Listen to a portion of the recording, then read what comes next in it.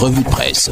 Bienvenue à la revue de presse spéciale sur ITFM et CamNews 24 émettant depuis Garoua. Une production de MBF Media, Challenge Hebdo pour démarrer. Il s'agit bien évidemment d'une revue en profondeur des journaux Challenge Hebdo et le tri hebdomadaire Dicalo, bien évidemment de MBF Media Productions. Démarrons par Challenge Hebdo à la une après son meeting de Paris. Maurice Kamto recadré par Jean Kouété, le secrétaire général du comité central du Rassemblement démocratique du peuple camerounais DPC, pointe un doigt accusateur sur la montée en puissance des agissements de haine et des menaces de violence. Présidentielle et inscription sur les listes électorales, la question de la CNI au centre des débats. Les appels aux inscriptions massives sur les listes électorales fusent de partout. C'est d'ailleurs l'un des sujets sur lesquels tous les partis politiques, sans distinction d'obédience, ainsi que la société civile, s'accordent, nous dit Challenge Hebdo. Après le meeting de Paris, Jean Kouété recadre Maurice Kamto, nous dit-on. Jean Kouété est en colère et c'est peu dire. C'est que l'actualité autour du leader du mouvement pour la renaissance du Cameroun, Maurice Kamto, à l'occasion de son meeting du 31 mai dernier à Paris en France, continue de nourrir des gorges chaudes. S'il est élu en octobre prochain, Joshua aussi promet une décentralisation sur toute la ligne. Eh bien, Challenge Hebdo nous en dit davantage. Toujours dans le cadre de la présidentielle 2025, l'UNDP pourrait présenter son candidat à lui. Ce parti politique, les assises du comité central de cette formation politique alliée du RDPC convoquées seront élargies aux membres du Conseil national. C'est prévu pour le 28 juin prochain. Journée mondiale des archives, l'événement est passé inaperçu au Cameroun. La communauté internationale a célébré les archives le 9 juin dernier. Indifférence au Cameroun, Challenge Hebdo nous en dit davantage. Conflits intercommunautaires et régionaux, un rapport de l'ONU interpelle les autorités. Journée mondiale du donneur de sang, le personnel du MINTEPI apporte sa contribution. Selon les standards de l'OMS, le Cameroun reste performant en termes de collecte de sang. Cardiologie et oncologie, une campagne de consultation spécialisée lancé à Douala. Bien vouloir consulter le Challenge Hebdo de ce jour pour s'en apercevoir. Toujours dans le domaine de la santé, lutte contre le VIH-Sida, éliminer la maladie chez les enfants d'ici 30 ans, c'est un engagement politique d'une génération d'enfants et d'adolescents sans sida au Cameroun, nous dit Challenge Hebdo. Cacao, perspective optimiste pour les producteurs camerounais. La campagne cacaoyère 2025-2026 s'annonce prometteuse pour les producteurs de cacao camerounais. Port autonome de Douala, les bénéfices en repli pour une embellie en 2025. Énergie électrique, 78 milliards de francs CFA pour renationaliser Eneo. Eneo quitte le Cameroun dans un futur proche. Le secteur de la distribution de l'électricité tombe de nouveau dans le giron de l'État camerounais. Transfert des ressources au CTD, le plaidoyer des maires pour une augmentation de l'enveloppe de 65 millions de francs CFA à 100 millions de francs CFA par an. Décentralisation et développement local, le prologue cible 2 communes de l'extrême nord. Il s'agit des communes de Yagoua et Guéré dans le cadre bien évidemment du développement.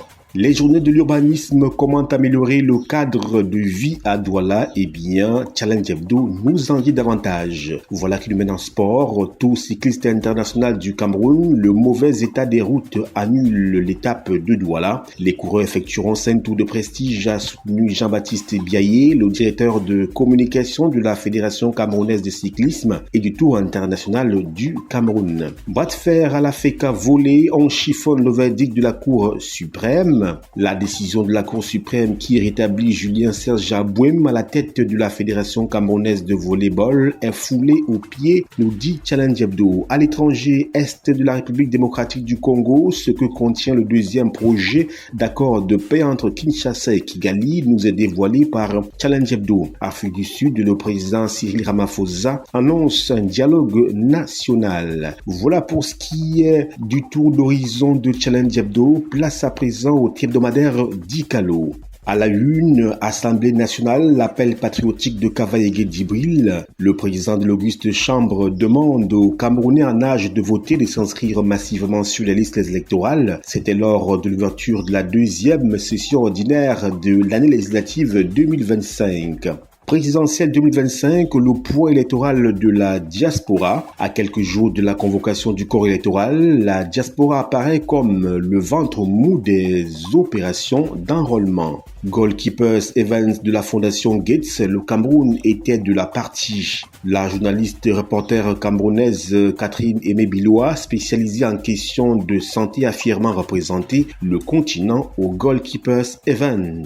Inscription massive sur les listes électorales, l'appel de Cavaillé Djibril. Pour voter, il faut être inscrit sur une liste électorale. C'est pourquoi j'exhorte les compatriotes en âge de voter, de s'inscrire massivement pendant qu'il est encore temps, afin que le moment venu, ils puissent exercer leurs droits souverains, a dit le président de la Chambre basse du Parlement camerounais. Après octobre, le Cameroun continuera d'exister, a-t-il rajouté. Décentralisation et développement local, 360 millions de francs CFA pour 2 communes de l'extrême nord. Il s'agit des communes de Yagoua et de Guéry. Bourse des déchets, un outil de gestion efficace des ordures, nous dit-on. Réhabilitation des routes de la Léquier, les travaux avancent à grands pas. Les travaux de réhabilitation de 3 sections de routes régionales dans le département de la Léquier, région du centre, connaissent une progression satisfaisante, nous dit le tri-hebdomadaire d'Icalo.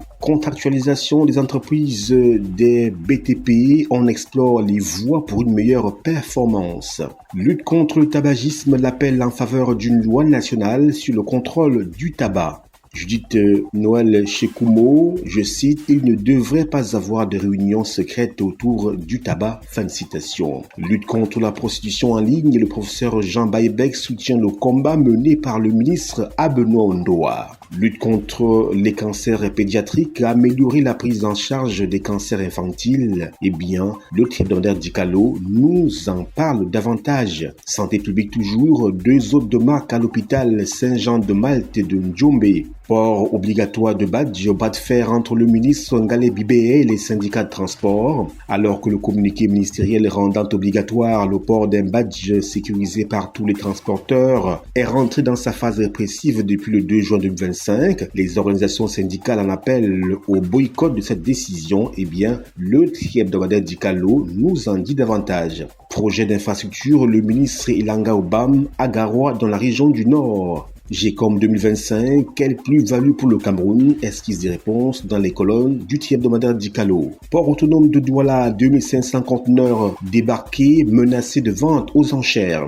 Guéguerre à la FECA volée, Serge Aboum interpelle les responsables de la fédération. Période FIFA, le bilan des Lions de Marbuis nous est livré dans les colonnes du journal d'Icalo. Los Angeles, le recours à des troupes fédérales par Donald Trump est illégal? Esquisse des réponses dans les colonnes de ce journal. Océan, les États africains appellent à restaurer les fonds marins. Voilà, madame, monsieur, c'est la fin de la revue de presse spéciale. Le tri-hebdomadaire d'Icalo et Challenge Hebdo vous est détaillé de fond en comble. Revue de presse spéciale offerte par MBF Media Productions. Nos programmes se poursuivent.